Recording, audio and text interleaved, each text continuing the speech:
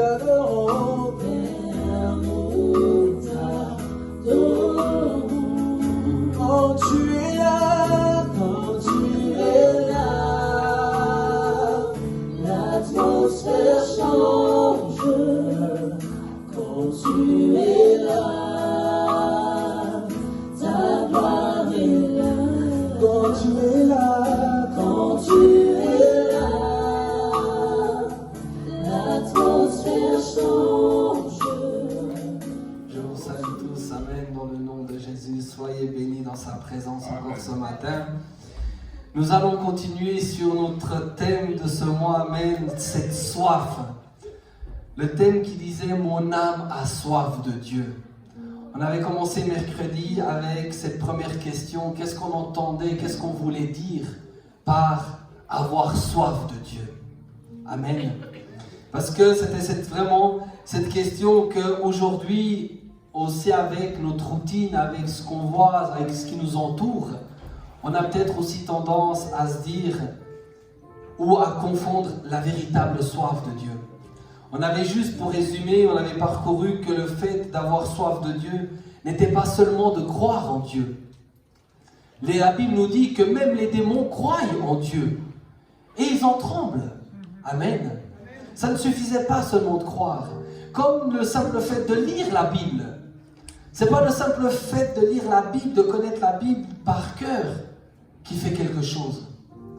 Parce que c'est vrai que cette même parole, cette même écriture, sans la révélation, sans l'aide du Saint-Esprit, cette parole ne sert pas à grand-chose.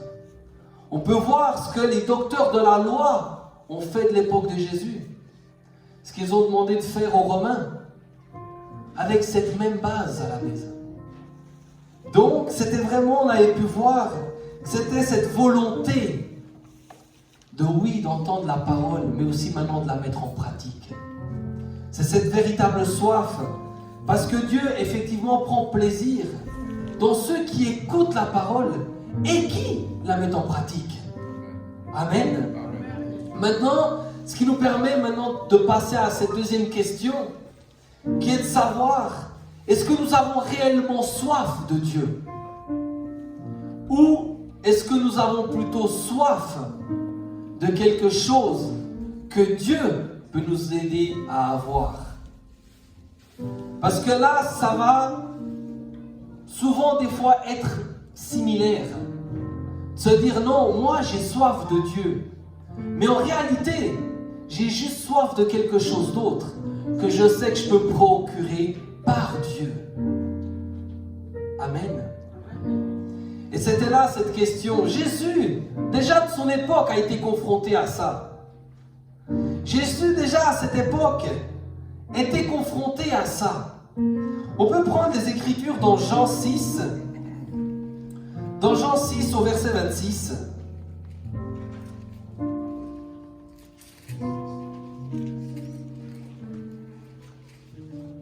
Dès que nous avons trouvé la parole dans Jean 6 au verset 26, nous pouvons nous lever pour honorer cette même parole.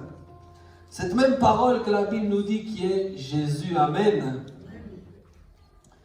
Jean 6 au verset 26, il est écrit, Jésus leur répondit, « Vraiment, je vous l'assure, si vous me cherchez, ce n'est pas parce que vous avez compris le sens de mes signes miraculeux. Non. C'est parce que vous avez mangé du pain et que vous avez été rassasiés. » Amen. Amen. On peut prendre place, merci. On voit ici que Jésus connaît les personnes qui le suivent. Non seulement ceux qui le suivent réellement, mais aussi les autres. Ici, Jésus leur dit, vous me suivez, certes, mais ce ne sont pas pour les bonnes raisons. Et c'est là où finalement ça vient avec cette question, suivons-nous réellement Dieu par soif à lui? Ou est-ce que nous avons encore une autre soif à l'intérieur de nous? Et comme je le disais mercredi, la chose aujourd'hui c'est que des fois on ne voit pas Dieu étant le Dieu souverain, étant Dieu le créateur, mais on voit des fois Dieu comme une alternative. On voit Dieu comme une alternative, de se dire, ok, j'ai essayé de cette façon, essayons d'une autre. On m'a parlé d'une église, on m'a parlé de quelqu'un. Venons, allons essayer, allons voir ce que peut nous proposer Dieu. Et on ne voit pas Dieu étant la solution. Encore dans le verset d'ouverture, dans le psaume, on voit dans quel état était David. Et c'est là où j'ai eu cette pensée encore dans mon cœur, mais Manu, est-ce que tu serais capable d'arriver à une telle saturation? Ou est-ce que tu aurais déjà mis l'existence de Dieu en doute? De dire, hey Manu, si ton Dieu existe réellement, tu aurais pu passer par tout ce que tu viens de passer. Arrête. Et c'est là où on voit le premier verset aussi dans le passage, dans le verset du mois, on voit, il a pleuré jour et nuit. Et malgré ça, il cherchait la face de Dieu. David, dans quelle souffrance il était. Malgré ça, il recherchait la face de Dieu. Mais nous aujourd'hui, pour quelle raison cherchons-nous Dieu? Qu'est-ce qui nous fait aussi abandonner de vouloir continuer à chercher? C'est là où je me posais cette question, mais est-ce que tu arriverais à passer par ça? C'est là qu'on voit qu'il est riche en bonté. Il ne mettra jamais au-devant de toi une épreuve qui est plus grande que celle que tu peux supporter. Et quand tu lis ces choses, c'est là que tu vois la foi que pouvait avoir un David. Ou encore d'avoir ces serviteurs qui répondent à la plus haute autorité dans leur temps. Écoutez, je ne vais pas faire ce que tu me demandes de faire parce que je sers un Dieu. Et je sais qu'il agira. Et si même il n'agit pas, je ne le ferai pas. Ils savaient où ils étaient. Mais nous aujourd'hui, et c'est là où des fois j'ai aussi envie de nous appeler à l'attention par rapport à notre propre attitude. Parce que des fois on voit aussi que nous-mêmes on évangélise des fois d'une mauvaise manière. Ou des fois on dit aux gens, c'est nous qui incitons les gens des fois à venir à l'église pour trouver cette solution qu'ils cherchent.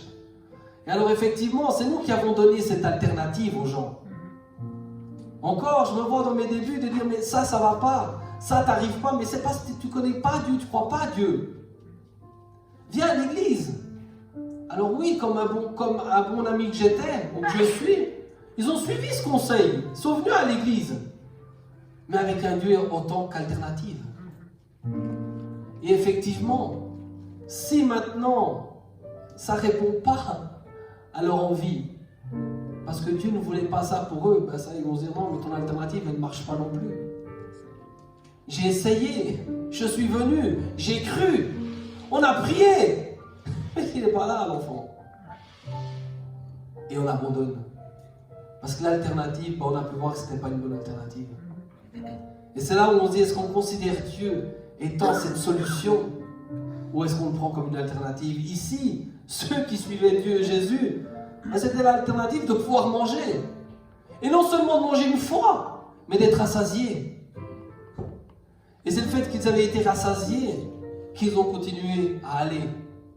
Puis là, on voit qu'après, Jésus, dans son enseignement, va un peu plus profond dans ce qu'il attend. Donc, qu'est-ce qu'il attend? Et nous aussi, c'est là où je disais, dans notre façon d'apporter maintenant la parole, d'apporter cette évangélisation, de comment les gens et comment Jésus, ainsi que les apôtres, avaient l'habitude d'évangéliser. Et c'est là que c'est drôle de voir que finalement, nous, des fois, on part du principe que viens à l'église et tu recevras de Dieu, mais eux, ils donnaient avant de venir à l'église. Amen. Prenons Matthieu 8. Matthieu 8 au verset 1. Et après, je vais m'attarder un peu plus longtemps dans Actes. Mais Matthieu 8, au premier verset, il nous est dit, quand Jésus descendit de la montagne, une foule nombreuse le suivit. Et voici un lépreux s'approcha et se prosterna devant lui en disant, Seigneur, si tu le veux, tu peux me rendre pur. Jésus tendit la main et le toucha en disant, oui, je le veux, sois pur. À l'instant même, il fut guéri de sa lèpre. Attention, lui dit Jésus, ne dis à personne ce qui t'est arrivé, mais va te examiner par le prêtre et apporte l'offrande prescrite par Moïse. Cela leur servira de témoignage. Amen. On voit Jésus ici apporte directement la solution. Dans Acte 3, au verset 6,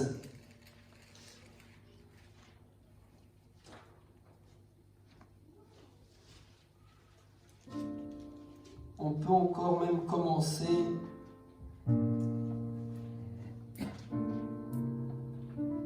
au verset 3. Quand il vit Pierre et Jean qui allaient pénétrer dans la cour du temple, il leur demanda l'aumône. Les deux apôtres fixèrent les yeux sur lui. « Regarde-nous, lui dit Pierre. » L'infirme les regarda attentivement. Il pensait qu'il allait recevoir d'eux quelque chose. Mais Pierre lui dit, « Je n'ai ni argent ni or, mais ce que j'ai, je te le donne au nom de Jésus-Christ de Nazareth. Lève-toi et marche. » Et au même temps, il prit par la main droite et le fit se lever. Aussitôt, ses pieds et ses chevilles se raffermirent. D'un saut, il fut debout et se mit à marcher. Il entra avec eux dans la cour du temple. Il marchait, il sautait de joie et louait Dieu. Amen.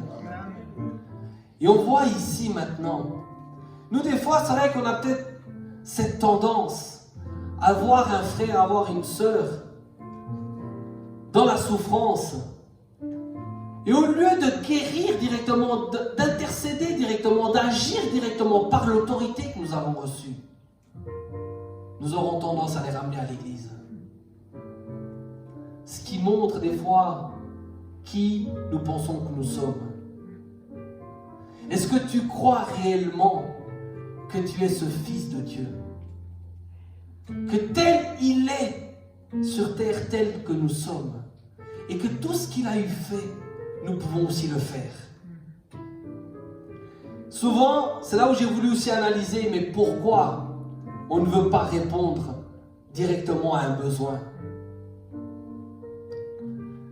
Et c'est là où des fois les vérités font mal. Ou des fois on a des personnes où nous-mêmes nous sommes peut-être aisés, nous-mêmes nous avons peut-être quelque chose en particulier et qu'on ne veut peut-être pas s'en débarrasser. Et c'est là qu'on a notre regard sur ces choses. Je veux dire par exemple un exemple là qui était un frère, c'était ma propre expérience. J'étais encore dans la foi, très jeune. Et puis, au lieu de répondre comme Pierre a répondu à ce paralytique, j'ai dit, écoute, moi je pense que tout ce qui t'arrive, c'est parce que tu n'as pas Dieu dans ta vie. Va à l'église, tu verras, ça ira mieux. Mais parce que peut-être à ce moment précis, ce qu'il y avait de plus cher en moi, je ne voulais pas le donner. Et puis souvent, c'est ça peut-être que le chrétien a comme réflexe. Il a peur de devoir donner ce qu'il a. Mais le problème, c'est qu'il ne veut pas donner Jésus-Christ. Il a son regard dans autre chose. La Bible nous dit que là où est ton cœur, là aussi est quoi? Ton trésor. Alors si effectivement pour toi, ce qui a le plus d'importance, c'est l'argent, si pour toi, ce qui a le plus d'importance est ta notoriété, on l'a vu avec ce témoignage de ce garçon. Et à un moment donné, ce qui avait plus d'importance pour lui était l'image qu'il avait de lui-même. Alors non, je ne veux pas qu'on me voie avec une telle mère. Mais quand ce qui a pris le plus d'importance est l'amour, peu importe l'état de sa maman maintenant, vient tous les jours. Et là, c'est la même chose avec nous des fois. Des fois, nous avons des personnes autour de nous à qui nous pouvons aider, qui nous devons aider. Parce qu'on est nous-mêmes cette même lumière pour eux. On est la solution à leurs problèmes. Mais nous avons peur de devoir donner ce qu'il y a de plus cher en nous. Ah non, mais attends, si je vais aider cette sœur, comment je vais pouvoir l'aider? Elle va vouloir que je l'aide par des actes. Du coup, je vais devoir donner mon argent pour elle. Parce que oui, jusqu'à preuve du contraire, Jésus ne lui a pas payé les factures. Donc c'est moi qui vais devoir avancer mon argent pour lui payer les factures. Envoie-la seulement à l'église. Dieu fera pour elle. Amen. Et c'est là, combien de fois nous sommes détournés d'un cas compliqué. Tu vois que la personne, elle est peut-être prise par un esprit démoniaque. Mais toi, tu as peur, tu dis, mais ici, viens voir maintenant celui-là. Là. Envoie-le seulement à l'église. Amen.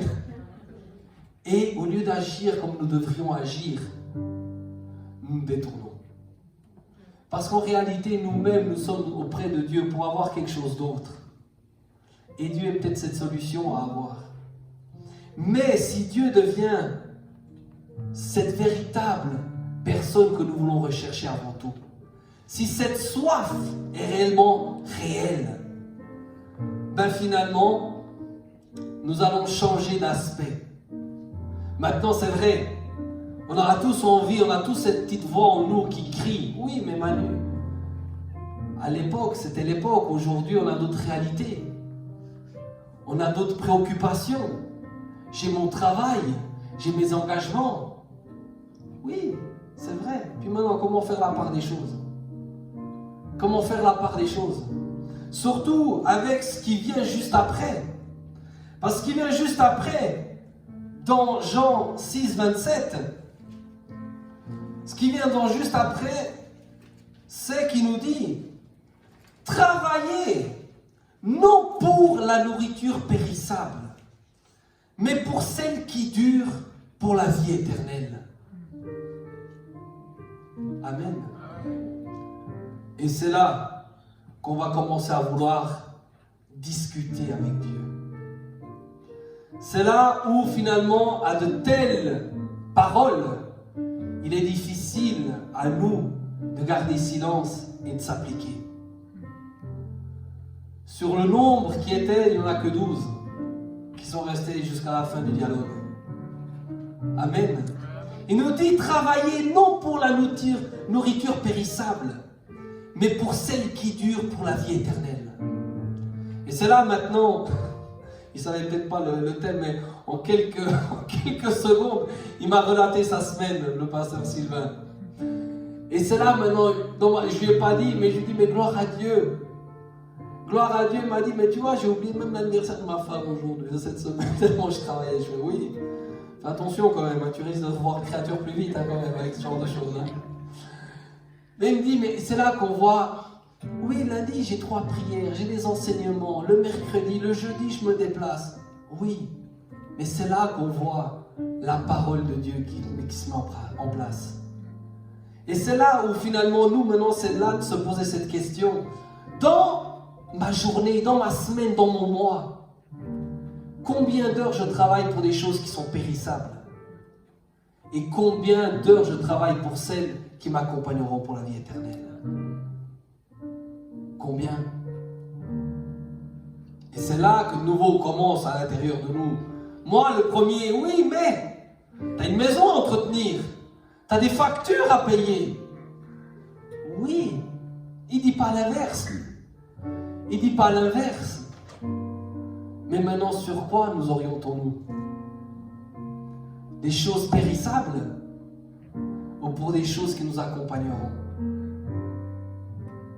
Même nous, toutes nos œuvres ici-bas, celles qu'on considère bonnes et celles que Dieu considère bonnes, seront épurées par le feu.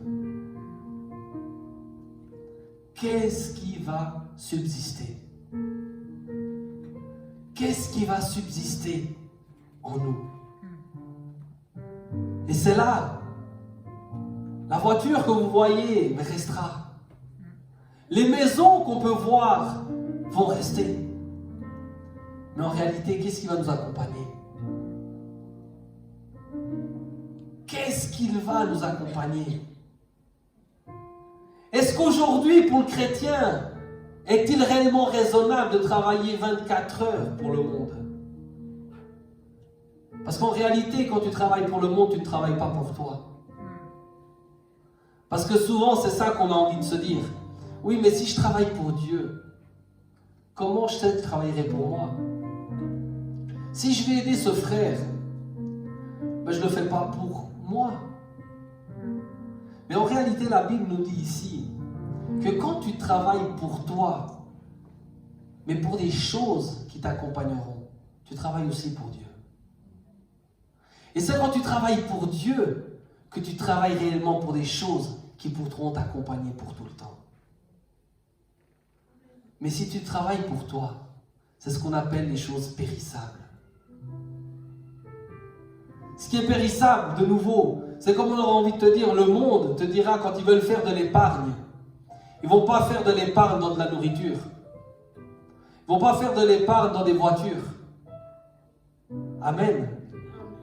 Si tu épargnes, là je mange du caviar tous les jours, oui, tu verras, ton caviar finira où finit la sardine.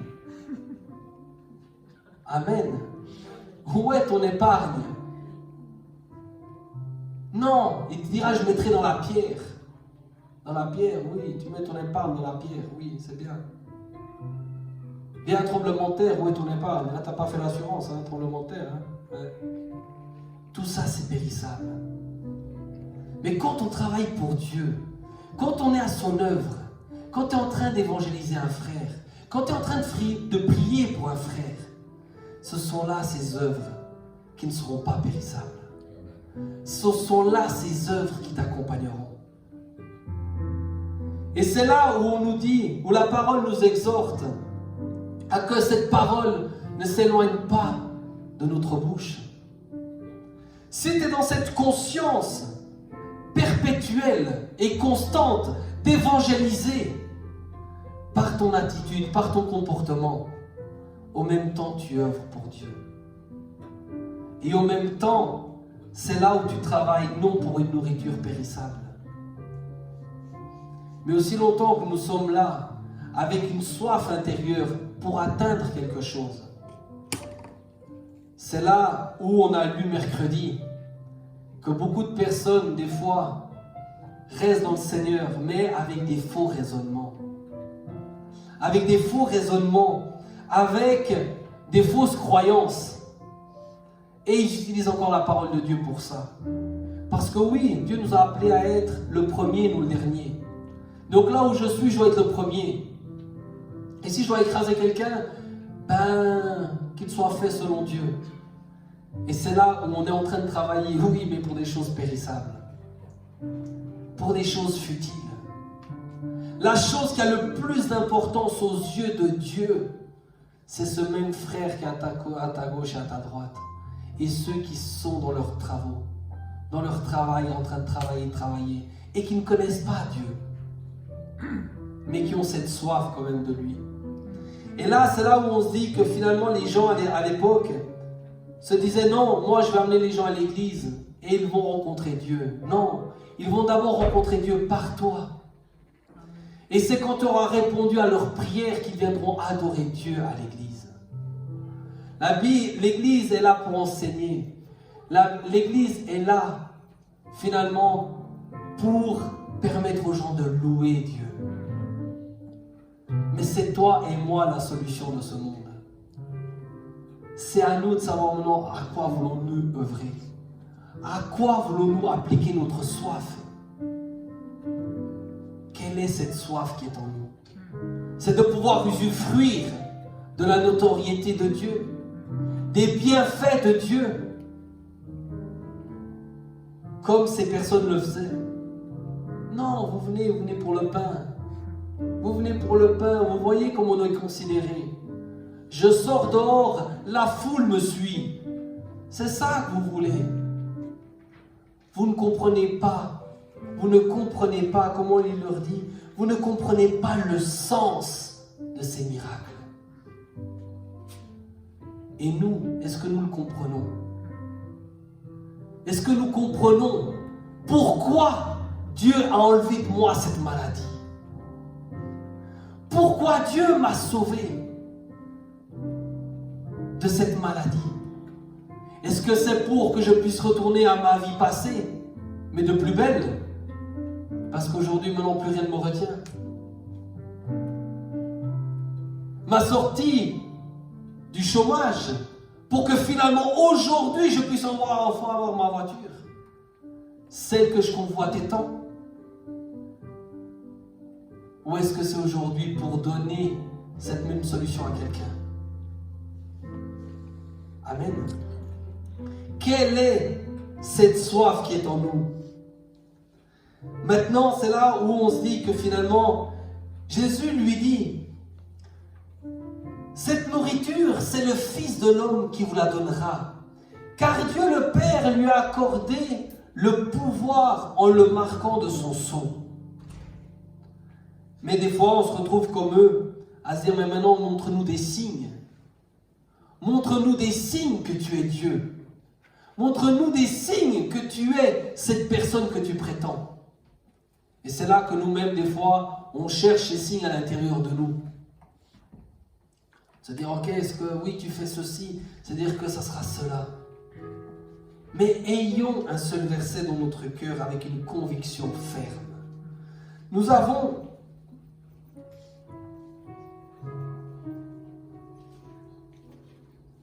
on peut prendre 1 Corinthiens, je vais revenir dans Jean, mais je lis vite 1 Corinthiens 12, au verset 3, c'est principalement la deuxième partie. C'est pourquoi je vous le déclare, si un homme dit maudit soit Jésus, ce n'est en aucun cas l'Esprit de Dieu qu'il pousse à parler ainsi.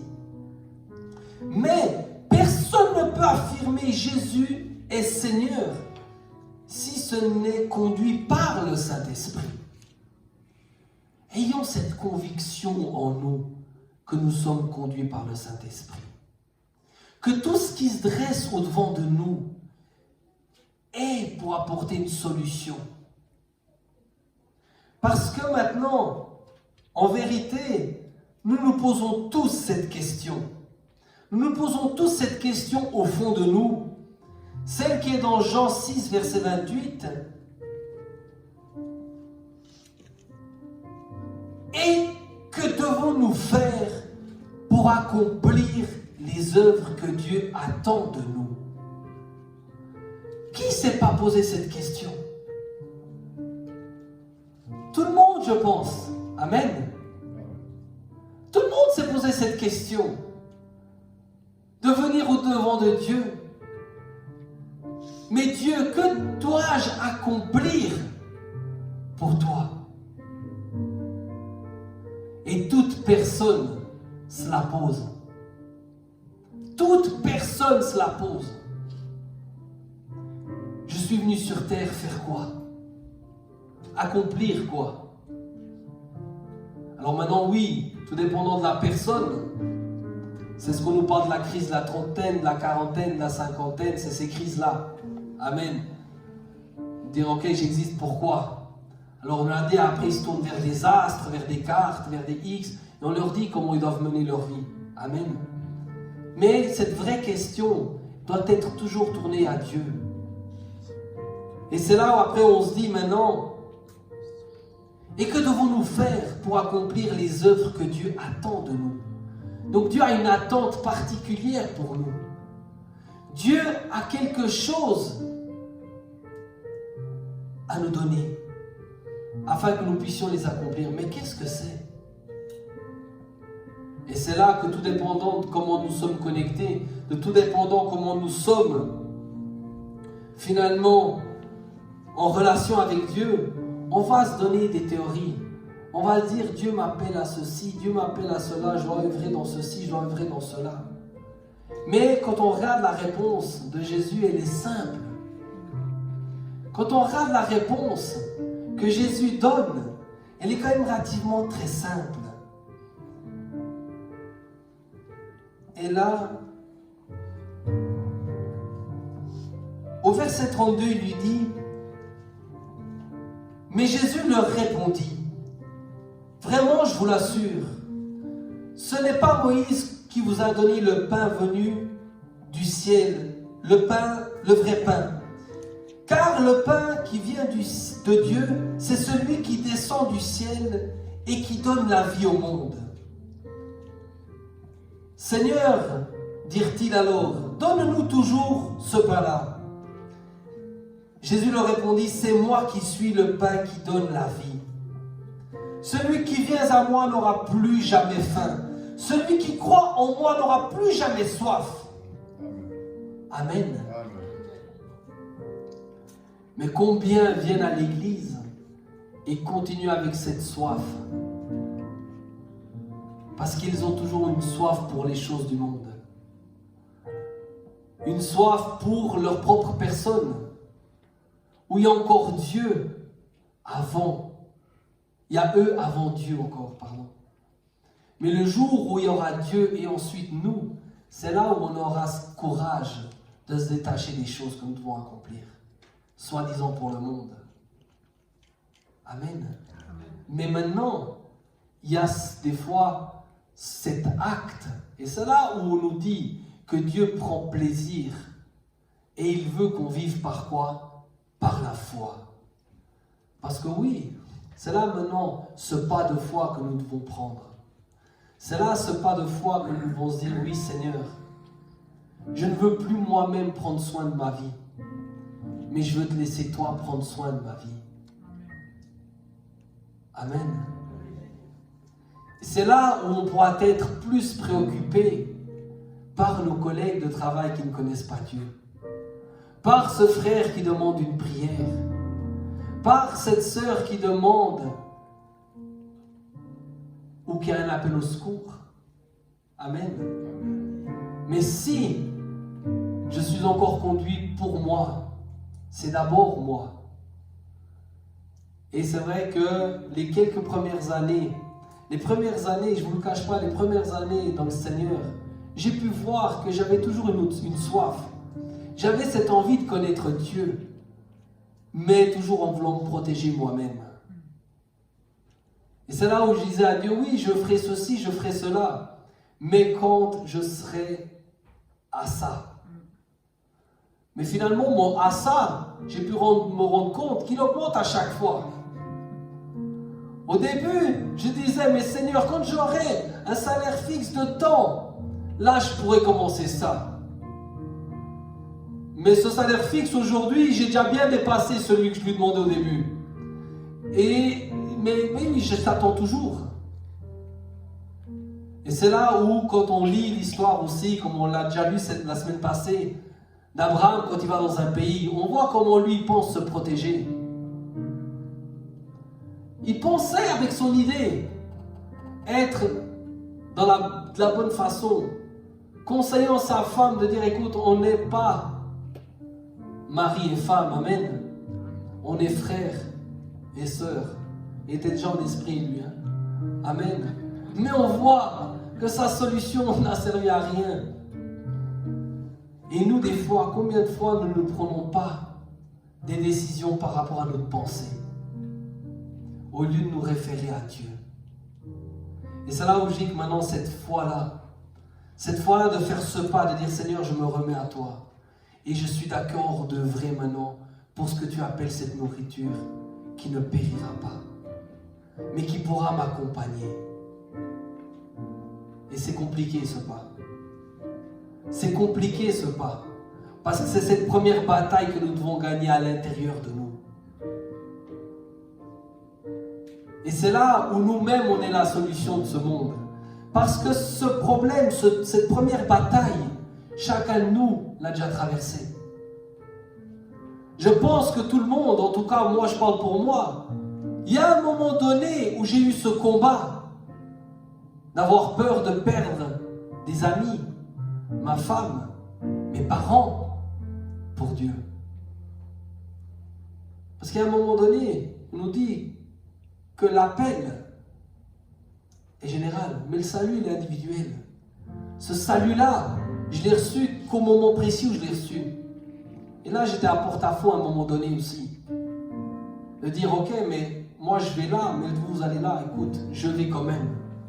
il y a cette première fois, mais là, il faut déjà une partie de ce courage que nous devons prendre. Cette première bataille que nous avons à l'intérieur de nous. Et pour tout le reste, ce sera la même chose.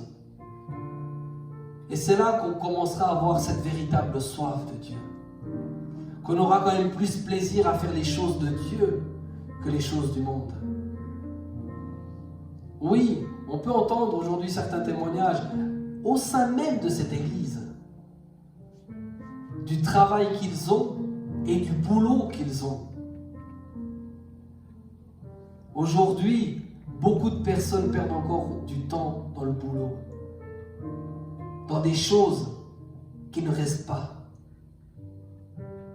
Mais on veut s'y accrocher. On veut s'y accrocher. J'ai encore un ami qui s'accroche à son travail, mais il s'est tellement mordu pour l'entreprise. Mais il vient de faire faillite.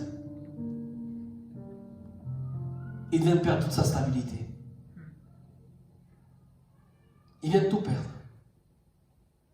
Il comptait sur cette entreprise pour payer son hypothèque. Il comptait sur cette entreprise pour maintenir sa famille à flot, pour subvenir aux besoins de cette famille. Et aujourd'hui, je n'ai travaillé que dans ça. Je n'ai travaillé que ici. Je ne sais rien faire d'autre. Qui pourra m'aider? J'ai une solution. Je ne sais pas si elle va te plaire, mais j'ai une solution. Mais nous, aujourd'hui, sur qui comptons-nous? Est-ce que je pars du principe que c'est moi qui subviens à tout ça, ou est-ce que c'est Dieu qui subvient à tout ça? Mais le simple fait de se poser cette véritable question et de se rendre compte que réellement c'est Dieu qui subvient à tout, on n'aura pas peur de commencer à travailler pour lui. On n'aura pas peur de s'engager réellement avec lui. Et c'est ce que cette partie des 12 ont pu faire. Et on voit aujourd'hui, 2020, ce que 12 personnes assistées par le Saint-Esprit ont pu faire. Imaginez-nous maintenant au nombre qu'on est, avec cette même assistante qui est demeurée la même, le Saint-Esprit.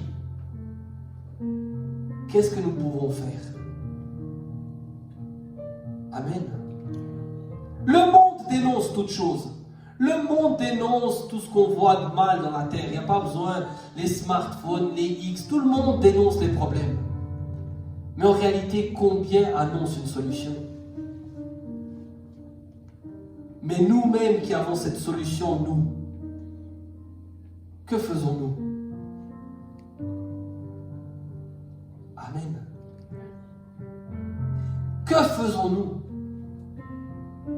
À qui avons-nous déjà annoncé cette solution qui est devenue notre solution? On l'a élevé ce matin. La honte, la peur. On l'a levé. Souvent c'est ça. On ne parle pas plus à notre travail, on ne parle pas plus à notre famille, on ne parle pas plus à nos amis. À cause de ces deux facteurs, de ces deux armes que le diable utilise. La peur et la honte. La honte parce que tu te considères plus que Dieu. C'est là pourquoi tu as honte. La honte, c'est ton premier combat avec toi-même.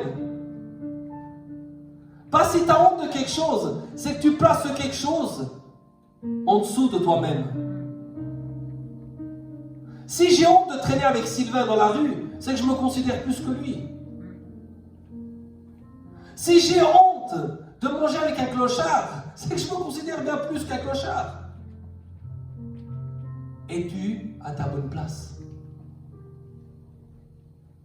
Mais si par contre, je prends Sylvain, je prends n'importe qui d'autre, un clochard, je vais manger avec. Non, je me mets à son égal. Et c'est ce que Jésus a fait avec nous. Il s'est mis même inférieur à nous. Mais nous aujourd'hui, nous arrivons dans nos lieux de travail. Nous arrivons dans nos familles. Avec quelle attitude?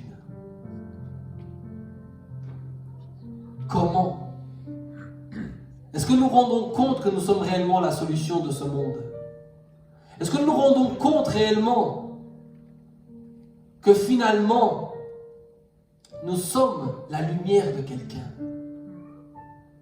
Et c'est là où finalement, si nous avons cette véritable soif de Dieu, nous ne voudrons qu'une seule chose.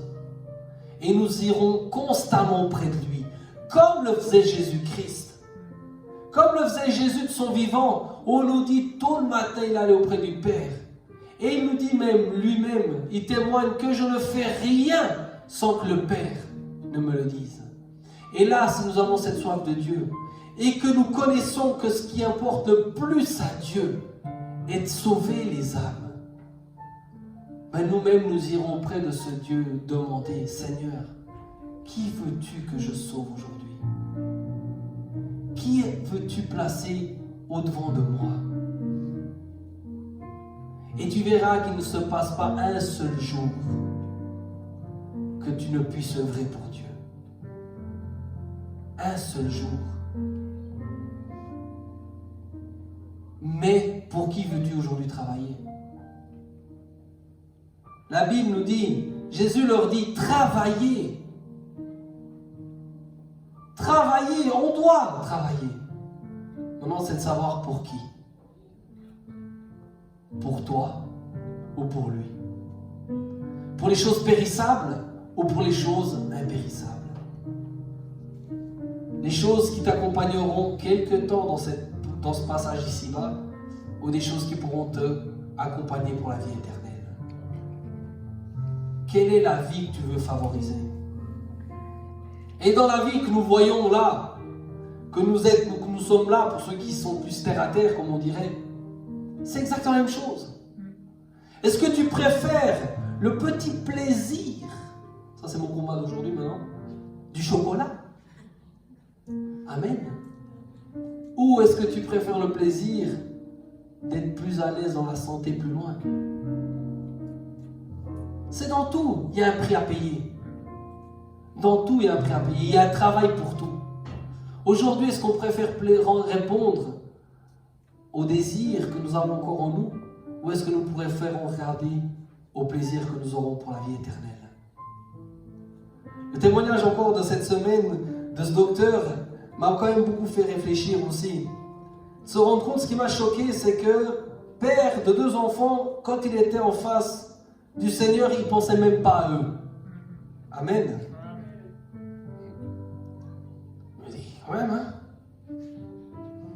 Première pensée qui vient à l'esprit, il n'aimait pas ses enfants, hein? Ou ils n'étaient pas bien. Amen. Ou là-bas, c'est quand même bien différent de ce qu'on peut s'imaginer.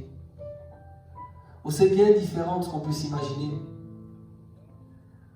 Et aujourd'hui, en tant que parents aussi, combien de fois nous ne prions pas à Dieu qu'il nous préserve afin qu'on puisse prendre soin de ses enfants? Non, c'est Dieu qui garde, c'est Dieu qui prend soin d'eux. C'est Dieu. Parce qu'en réalité, quand on sera devant le Père, on n'aura même peut-être plus envie de revenir. Lui, il a dit, dans la Bible aussi, il y en a un qui a été élevé comme ça. Il a dit, non, écoute, on fait des tentes, on reste là, on ne va plus là-bas. Et pourquoi? Qu'est-ce qu'ils ont pu voir dans cette présence? Qu'est-ce qu'ils ont pu voir dans cette présence? Prêts à tout abandonner, prêts à tout quitter. Les choses de la veille pour lesquelles ils voulaient se lever pour arriver à leur but. Aujourd'hui, beaucoup de parents, tu discutes, beaucoup de parents vont au travail, travaillent dur, à la sueur de leur front, pour donner un avenir meilleur à leurs enfants. Amen. Mais comment des personnes comme ça, d'un jour à l'autre, sont d'accord, écoute, ok, pourquoi je me levais avant? Je reste avec toi maintenant. Et c'est là maintenant, dans cette soif de Dieu, que nous devons rentrer. Dans cette véritable soif de Dieu, que nous devons rentrer. Est-ce que ça va être simple? Avec les 2 versets du mois, j'ai pu voir que non.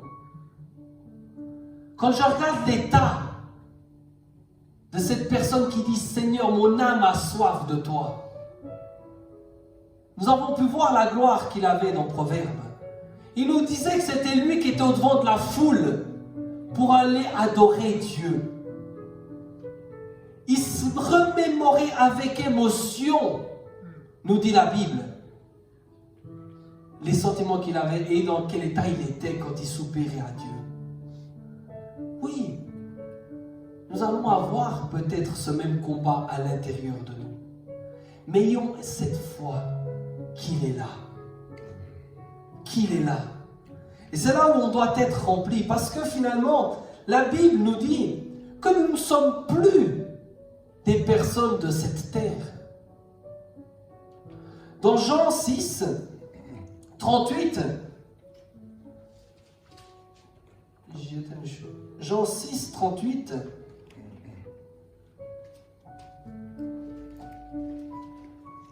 comment il est écrit?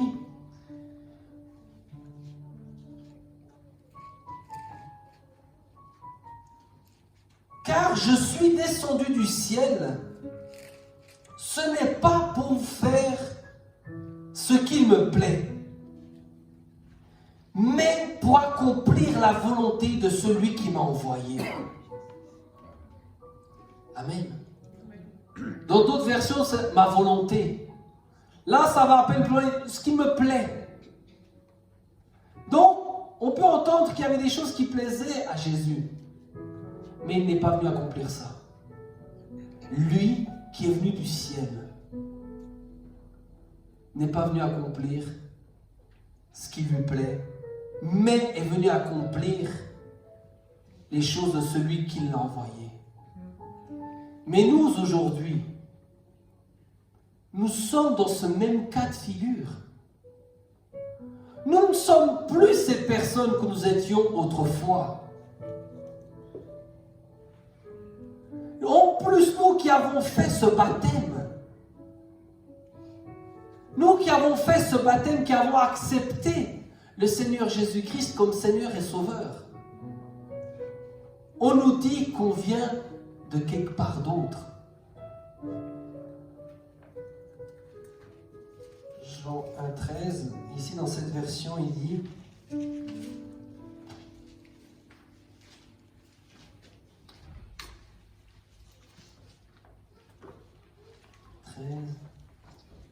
ce n'est pas par une naissance naturelle, ni sous l'impulsion d'un désir, ou encore par la volonté d'un homme qu'ils sont devenus, mais c'est de Dieu qu'ils sont nés. Amen. Au verset 12, il dit, certains pourtant l'ont accueilli, ils ont cru en lui. C'est certain, c'est toi, c'est moi. Ce certain, la Bible nous dit aujourd'hui que c'est toi et c'est moi. Que l'ayant accepté, ne sont non plus nés d'une naissance naturelle, du désir, de l'impulsion d'un homme, mais de la volonté de Dieu. Aujourd'hui, tel que tu es là en ce moment, tu es né selon la volonté de Dieu.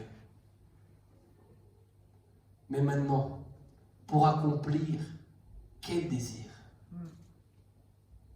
Les tiens ou de celui qui t'a appelé? De celui qui t'a positionné? Et c'est là que nous devons nous positionner dans cet amour, dans cette soif. Quelle est la soif qui m'anime? Quelle est la soif qui m'anime? Quelle est ma soif? Est-ce que tous les jours que Dieu me donne comme grâce, c'est pour accomplir sa volonté? Ou c'est pour payer mes factures? Pour accomplir mes désirs? Tu comprends? Je comprends. Dieu aussi. Et tu comprendras l'addition aussi. Amen. Pensons à demain. Pensons à demain. Quand nous œuvrons pour Dieu, nous œuvrons aussi pour nous. Jean 1, 12 pour terminer. 1 Jean 4. 1 Jean 4. Au verset 17. il est écrit, et voici pourquoi l'amour se manifeste pleinement parmi nous.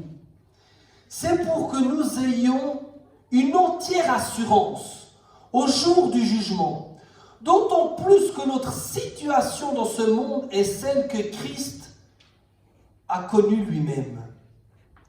Dans l'amour, il n'y a pas de place pour la crainte, car l'amour véritable chasse toute crainte. En effet, la crainte suppose la perspective d'un châtiment. L'amour de celui qui vit dans la crainte n'est pas encore parvenu à sa pleine maturité. Quant à nous, nous aimons parce que Dieu nous a aimés le premier. Si quelqu'un prétend aimer Dieu tout en détestant son frère, c'est un menteur. Car s'il n'aime pas son frère qu'il voit, il ne peut pas aimer Dieu qu'il ne voit pas. Amen. D'ailleurs, le Christ lui-même nous a donné ce commandement, ce qui est aimer Dieu, aimez aussi votre frère. Et c'est là maintenant, est-ce que nous avons des fois encore cette peur d'agir pour Dieu? Nous devons agir pour Dieu, mais est-ce qu'il y a encore une peur? Il se peut. La seule cause, c'est que notre amour n'est encore pas arrivé à sa maturité, n'est pas arrivé là où il doit encore être. Amen. Et c'est là où nous devons œuvrer. C'est là où nous devons trouver cette véritable soif de Dieu. D'analyser, comme je disais mercredi, qu'est-ce que c'est que la soif de Dieu? Et après, d'analyser, est-ce que nous avons la véritable soif de Dieu? Jésus le sait. Jésus le sait. Qui a réellement soif de lui ou qui a juste soif des pains, de cette gloire. Et c'est là où on gardera tous silence devant lui. Quand il nous mettra devant les faits accomplis, on nous dit, on n'aura pas de quoi ouvrir notre bouche. Mais ce seront nos œuvres qui parleront pour nous. Veillons à regarder à cela. Faisons un pointage. Faisons un pointage juste pour voir où est-ce que nous en sommes. Afin que tout ce mois, encore peut-être le mois prochain, encore peut-être le mois d'après encore, nous parlerons encore de cette soif de Dieu. Nous puissions réellement rentrer dans cette soif. Nous avons eu les mois passés cet avertissement des distractions. De où est-ce que nous sommes, où est-ce que nous devrions être. Continuons dans cette soif. Je suis convaincu que les semaines qui vont suivre, les messages qui vont être prêchés, ces enseignements qui vont nous être donnés seront personnels. Et ils vont pouvoir être durs aussi. Ou c'est là où on devra prendre peut-être des décisions. J'ai déjà dû prendre, depuis que nous avons commencé sur cette soif, j'ai déjà dû régler certaines choses. J'ai déjà pris ma part. Et je suis sûr que j'en suis qu'à son début. Amen. Prions ce Dieu, qu'il se révèle. Nous avons pu le voir par des versets passés, par des enseignements passés. On n'est pas obligé d'être encore totalement dans le juste, mais Dieu voit notre cœur. Et si nous avons cette soif réelle de lui, il se fera montrer à nous. Corneille ne connaissait pas Dieu, mais son cœur tendait à lui. Dieu a répondu à ses prières. Amen. Ayons cette soif de Dieu. J'invite le groupe de louanges. Amen. J'invite le groupe de louanges. Nous-mêmes, Seigneur. Gloire à Dieu. Nous-mêmes, nous allons rentrer dans cette prière encore. Dans cette prière, que Dieu puisse encore